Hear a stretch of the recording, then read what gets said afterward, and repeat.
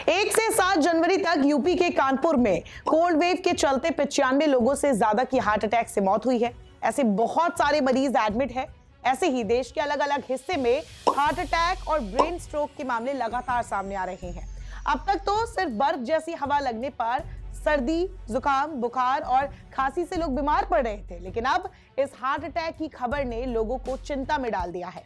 ये सवाल भी उठने लगे हैं कि क्या इस खतरनाक मौसम में वाकई हार्ट अटैक के चांसेस बढ़ जाते हैं।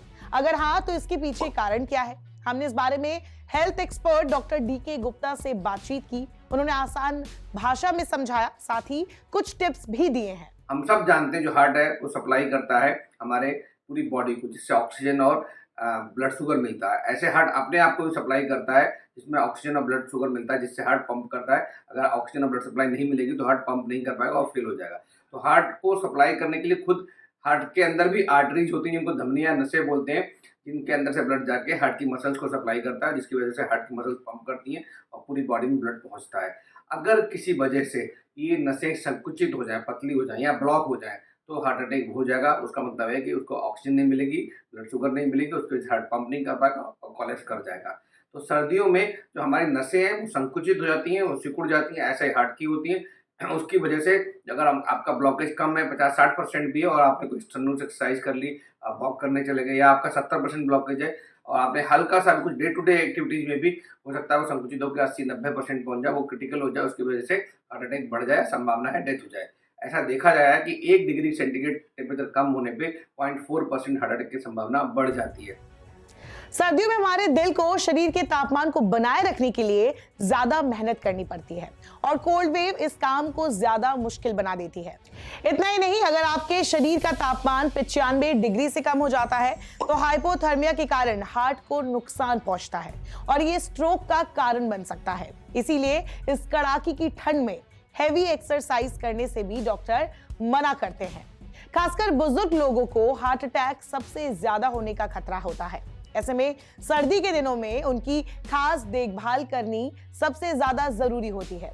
इसके अलावा जिन लोगों को पहले से ही कोई दिल की बीमारी है या जिनकी इम्यूनिटी कमजोर है, उन्हें भी सर्दियों के दिनों में हार्ट अटैक का खतरा हो सकता है।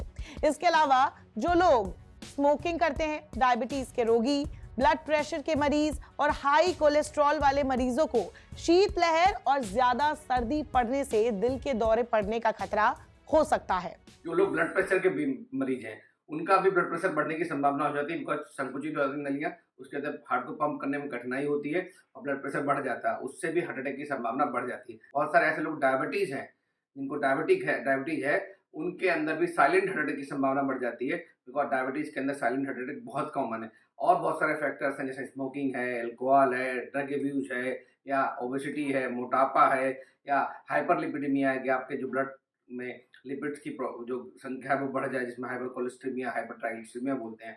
तो ये बहुत सारे ऐसे कारण हैं जिसकी वजह से हार्ट अटैक की संभावना या कारण बढ़ गए हैं इस समय सर्दी मौसम में। सर्दी के दिनों में हार्ट अटैक और स्ट्रोक, सीने में दर्द जैसी समस्याओं से बचने के लिए आपको खास ध्यान रखने की जरूरत होती है।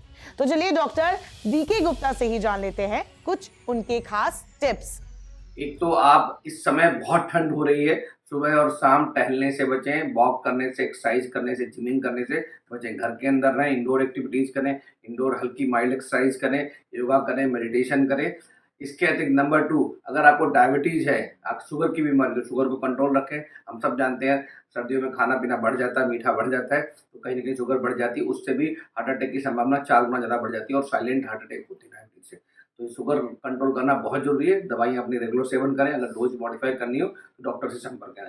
अगर आपको हाई ब्लड प्रेशर है तो अपने ब्लड प्रेशर को कंट्रोल रखें, दवाइयाँ नियमित रूप से, नमक का सेवन कम करें, और अगर आपका ब्लड प्रेशर कंट्रोल नहीं हो रहा है तो दवाइयाँ को रिवाइज करवाने के लिए डॉक्टर से सलाह लें।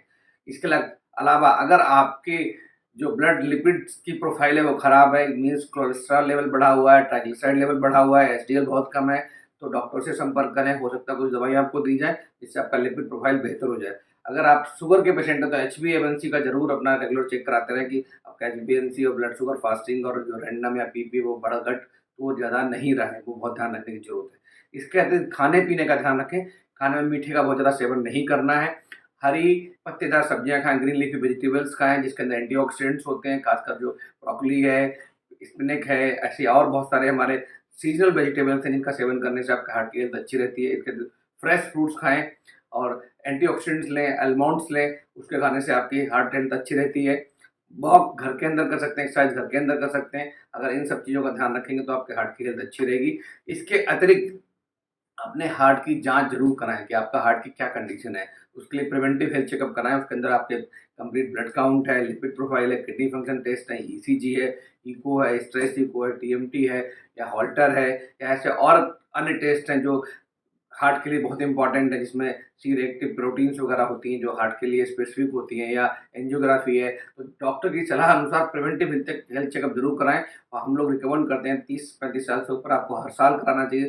तो थोड़ा भी हाई रिस्क लोग हैं जिनको ओबेसिटी है, मोटापा है, कोई डायबिटीज़ है, हाइपरटेंशन, उनको तो हर 6 महीने में अपना कंप्लीट हार्ट का हेल्थ चेकअप जरूर कराना चाहिए। Thank you so much.